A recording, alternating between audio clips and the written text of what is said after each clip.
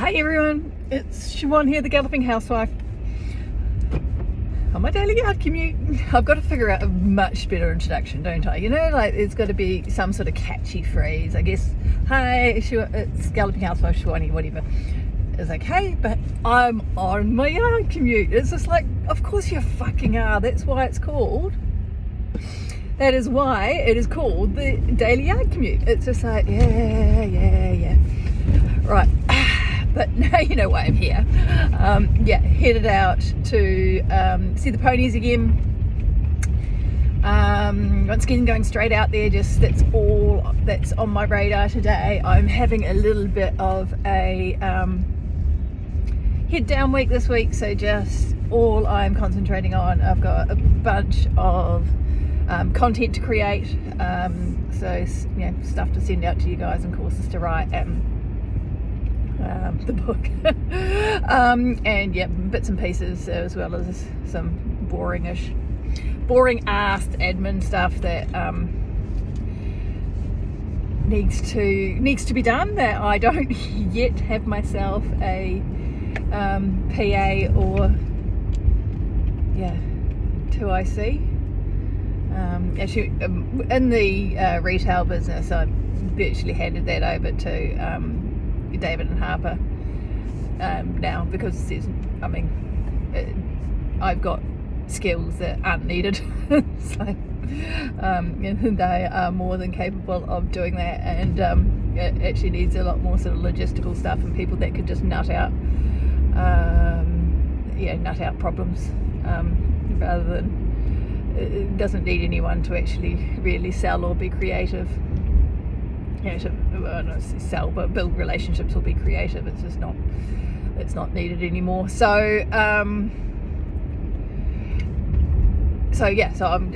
basically just concentrating on the Galloping Housewife stuff, which is more my cup of tea anyway. So I don't have to do too much of the boring ass admin stuff, except I do all the accounting for our retail business. Still, I'm the one that has some idea of numbers. I'm going out to the horses, and was there yesterday. Had a really good day. In that I actually managed to ride them both, and had good sessions with both. Mitch is, he's really starting to settle back into his work. I think that yesterday was the third day I'd sat on him, but he's that's over a week. It would be in fact he had his stitches out, so it would be a week yesterday that I first got him back in. So anyway, he's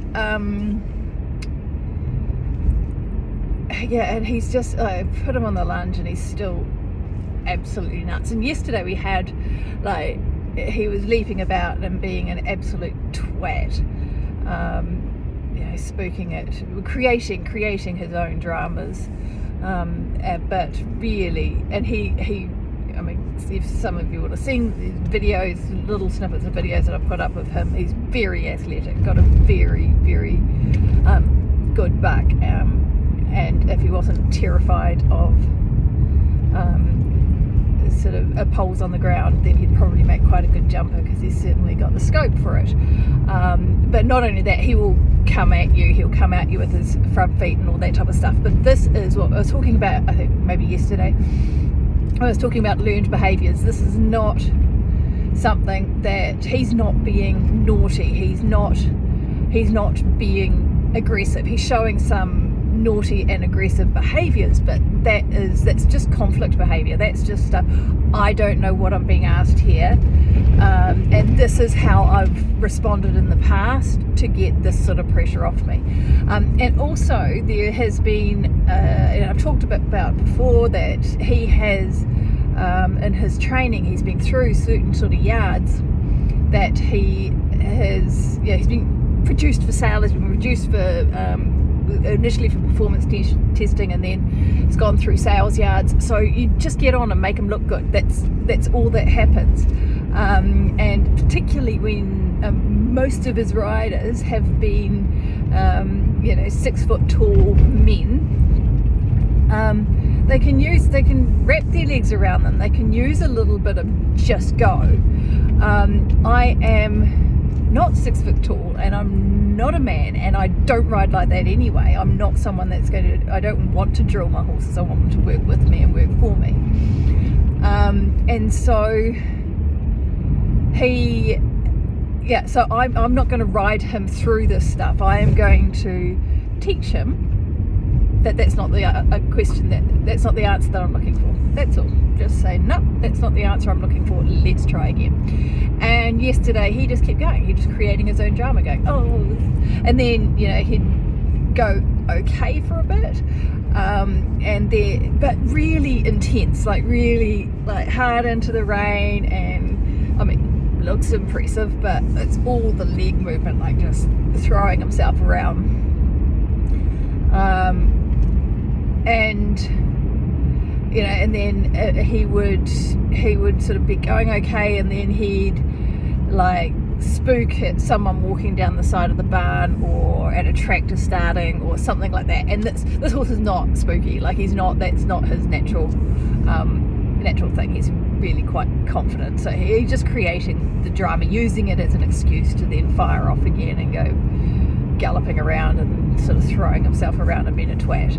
So and he was doing this. It was a real struggle. And so what I'm doing is all I'm asking him to do is trot on the lunge around the edge of the arena. So sort of 20-meter circles, and every time he touches the side, we go straight down the side for as long as he'll go straight down the side for, and then with a contact. And then when he sort of peels himself off, then he comes around for another 20 meters and goes a little bit further down the side.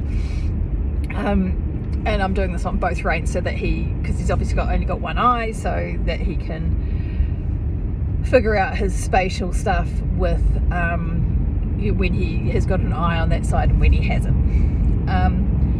And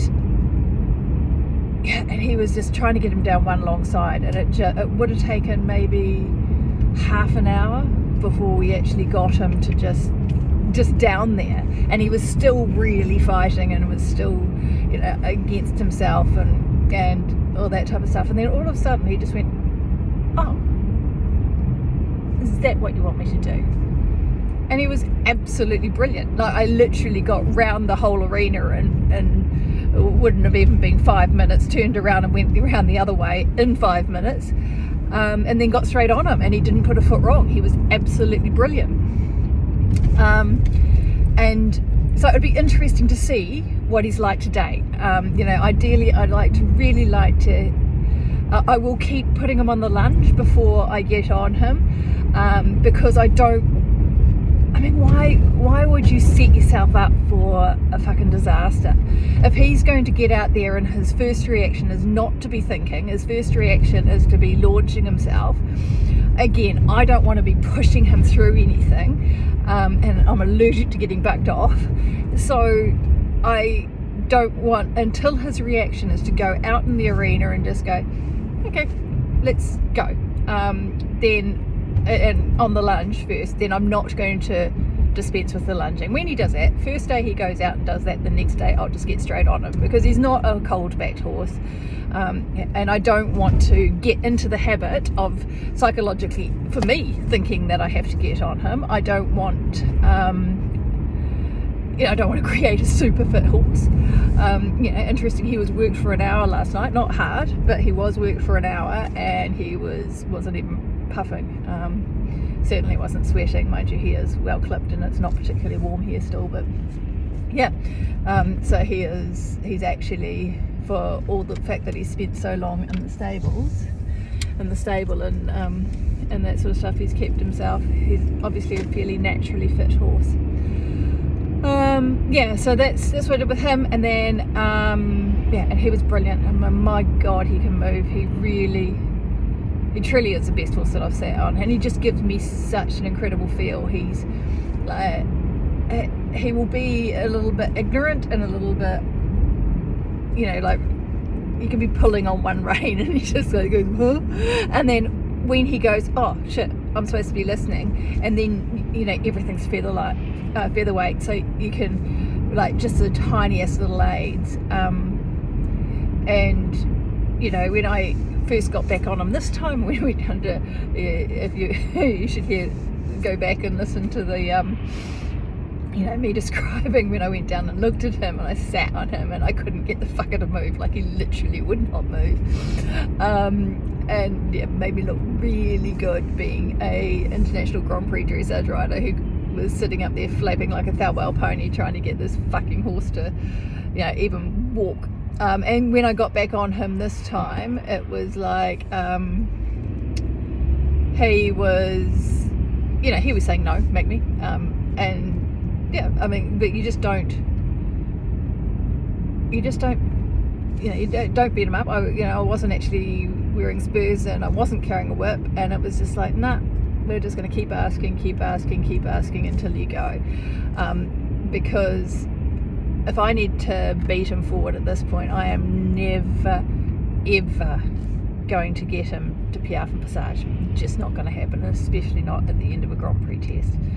And he is actually a naturally sensitive horse. He's just a bit doofus, and very, very, very green. So did him, and then got on Percy,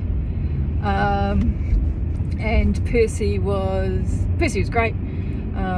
He was a little bit hot, but then that's Percy, and as always, I really need to get him jumping, and I really need to get some fitness work into him, but it is what it is.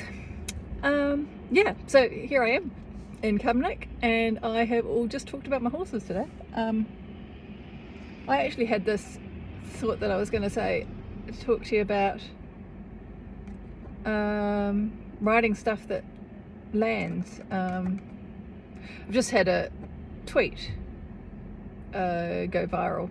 Well, it's in the process of going viral. Not from Galloping Housewife stuff. I have you can search for my personal Twitter account if you really care, but you'd have to be fairly interested in politics and immigration and health to, as in medical health, to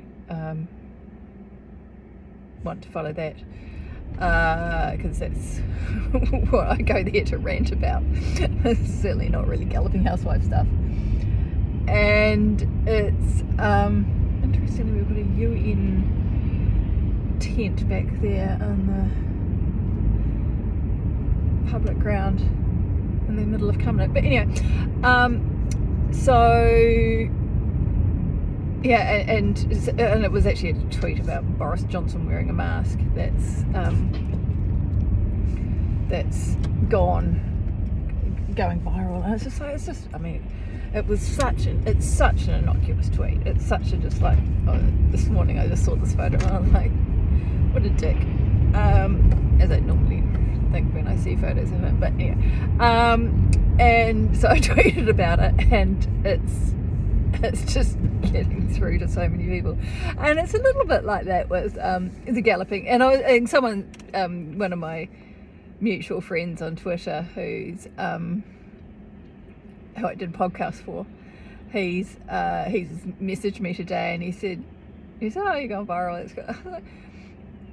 It's just weird. It's just I've said stuff that's been really quite profound in the past, and that's far more consequential than that. It's really quite an inane tweet, and he was like, yeah, it's always the way.